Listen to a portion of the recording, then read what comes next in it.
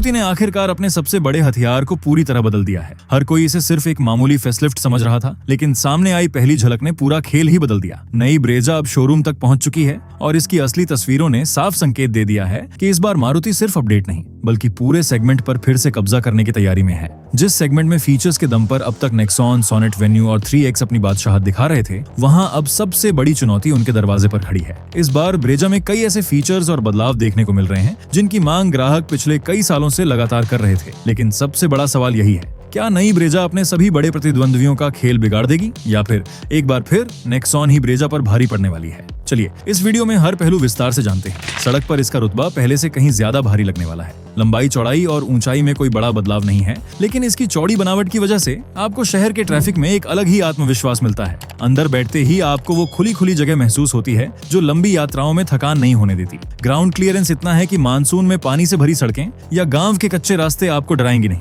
पर इस बार इसकी डिजाइन ने कुछ ऐसा किया है जो पुरानी ब्रेजा को पूरी तरह बदल देता है। सामने से देखते ही इसका नया चेहरा आपको हैरत में डाल देगा। टॉप वेरिएंट में एक गोल्डन क्रोम फिनिश वाली ग्रिल दी गई है जो इसे एक प्रीमियम लुक देती है और साथ ही नया रिडिजाइन किया गया फ्रंट बम्पर एक सिल्वर स्किड प्लेट के साथ आता है। फॉग लैंप की जगह बदल दी गई है और अब ये नए ट्राई LED हाउसिंग में नजर आते हैं जो काफी आक्रामक लगता है। साइड में आपको नए dual tone alloy wheel, body colour के डोर हैंडल, नई रूफ रेल और बदली हुई साइड डोर क्लैडिंग मिलेगी। हालांकि हेडलाइट और DRL पुराने वाले ही रखे गए हैं। मुझे लगा था बाहर बड़े बदलाव होंगे ना, आपको फिलहाल यही बदलाव देखने को मिलने वाले हैं। क्या ये नया लुक अंदर से भी इतना ही खास है? अंदर बैठते ही आपको पुरानी मारुति की बिल्कुल याद नहीं आएगी। डैशबोर्ड पर नया HVAC कंट्रोल पैनल और लेदरेट अपहोल्स्ट्री पूरी केबिन को एक लग्जरी एहसास देते हैं। जब आप इसके हवादार यानी वेंटिलेटेड फ्रंट सीटों पर बैठते हैं तो चिलचिलाती गर्मी में भी आपको जो आराम मिलता है वह कमाल का है। 64 रंगों वाली एम्बिएंट लाइटिंग रात के सफर को एक अलग ही माहौल में बदल देती है और सनरूफ केबिन को और भी खुला बना देता है। पर कहानी सिर्फ दिखने तक सीमित नहीं है,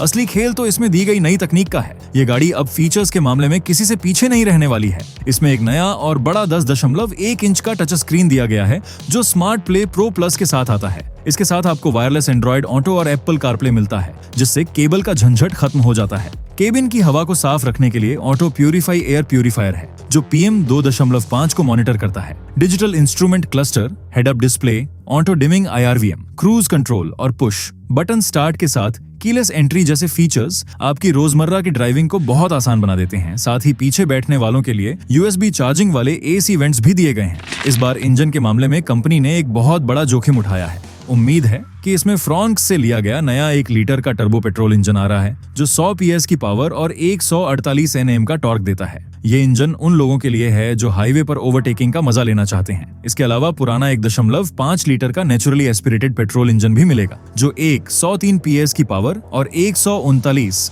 Nm का टॉर्क देता है। CNG वेरिएंट में यही इंजन 88 PS की पावर और 121.5 Nm का टॉर्क निकालेगा। अब सवाल ये है कि आपके लिए कौन सा इंजन और गियरबॉक्स सही रहेगा। ट्रैफिक के इस दर्द को कम करने के लिए आपको सही विकल्प चुनना होगा। 1.5 लीटर इंजन के साथ आपको 5 स्पीड मैनुअल, 6 स्पीड ऑटोमेटिक और 6 speed torque converter automatic gearbox का विकल्प मिलेगा। अगर आप शहर के बम्पर टू बम्पर ट्रैफिक में ज्यादा चलते हैं तो इसका ये ऑटोमेटिक आपके घुटनों को बहुत आराम देगा। लेकिन जो नया टर्बो इंजन है वह सिर्फ 6 स्पीड मैनुअल गियरबॉक्स के साथ आएगा। ये उन लोगों को निराश कर सकता है जो टर्बो के साथ ऑटोमेटिक का मजा लेना चाहते थे और यहीं एक बड़ा समझौता करना पड़ता है। छोटे 1 लीटर टर्बो इंजन की वजह से यह SUV अब एक कम GST स्लैब में आ गई है, जिसका सीधा मतलब है कि मारुति कीमत कम करके दूसरों की कमर तोड़ने वाली है। डिस्काउंट का जो खेल अभी तक चल रहा था वो अब खत्म होने वाला है। जो लोग दूसरी गाड़ियों की बुकिंग करा चुके हैं वो शायद अपना फैसला बदल लें। इसका असर उन गाड़ियों की बिक्री पर भी पड़ेगा जो सालों से इस सेगमेंट में राज कर रही हैं। और सबसे बड़ी बात, इसका अंडरबॉडी CNG किट ऑप्शन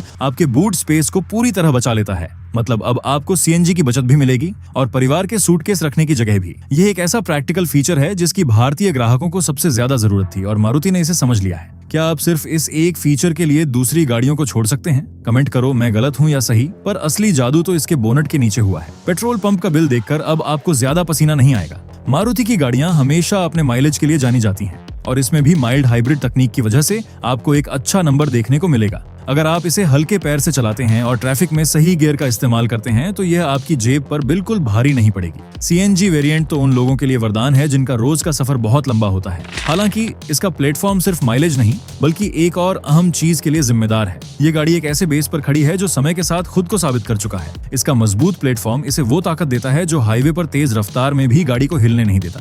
जब आप किसी तीखे मोड़ पर गाड़ी को घुमाते हैं तो यह प्लेटफॉर्म यह सुनिश्चित करता है कि गाड़ी अपना संतुलन न खोए। ये कोई बहुत तकनीकी बात नहीं है, बस इतना समझ लीजिए कि आपका परिवार इसमें बैठकर एक सुरक्षित ढांचे के अंदर महसूस करता है और इसी सुरक्षा को नई ऊंचाइयों पर ले जाने के लिए इसमें कई नए सिस्टम जोड़े गए हैं। हाईवे पर चलते वक्त अब यह गाड़ी आपके लिए एक अतिरिक्त आंख का काम करेगी। आधिकारिक जानकारी के अनुसार इसमें लेवल 2 ADAS मिलने की उम्मीद है, जिसमें ब्लाइंड स्पॉट मॉनिटरिंग और रियर क्रॉस ट्रैफिक अलर्ट जैसे अहम फीचर्स हैं। जब आप पीछे बिना देखे दरवाजा खोलते हैं तो सेफ एग्जिट वार्निंग आपको सचेत कर देती है। इसके अलावा नए front parking sensor, tyre pressure monitoring system, 6 airbag, 360 degree camera, electronic stability control और हिल स्टार्ट असिस्ट जैसी चीजें आपकी हर यात्रा को तनाव मुक्त बनाती हैं। पर क्या यह सब सड़क पर चलते हुए अच्छा महसूस भी होता है? सड़क के गड्ढे अब आपको परेशान नहीं करेंगे। इसका सस्पेंशन इस तरह से सेट किया गया है कि शहर की खराब सड़कों पर भी आपको झटके काफी हद तक महसूस नहीं होते और गाड़ी के अंदर शांति बनी रहती है। नया टर्बो इंजन एक अलग ही फुर्ती देता है। जैसे ही आप एक्सेलरेटर दबाते हैं, गाड़ी बिना किसी झिझक के आगे बढ़ती है।